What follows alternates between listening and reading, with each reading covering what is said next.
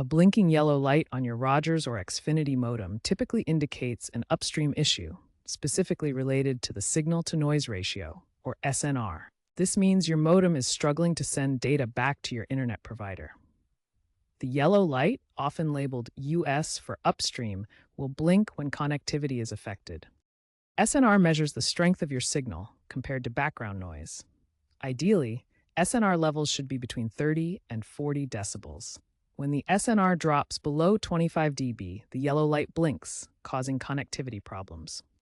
Common causes include loose or damaged coaxial cables, faulty splitters, outdated modem firmware, electromagnetic interference from nearby electronic devices or appliances, congestion on Rogers or Xfinity's network, or older DOCSIS 3.0 modems struggling with DOCSIS 3.1 transitions, which Rogers users may experience more often.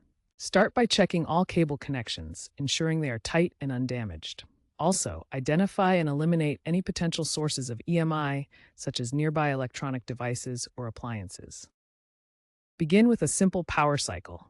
Unplug your modem for 30 seconds, then plug it back in. This often resolves temporary glitches. Next, inspect your coaxial cables and splitters. Replace any damaged cables and use high-quality shielded coax cables to improve SNR.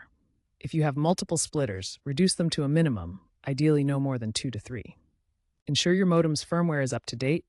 Check your provider's website, Rogers Support or Xfinity Help and Support for updates. For Rogers users, firmware version 7.11.34 for Hitron Coda 4682 modems addresses upstream instability.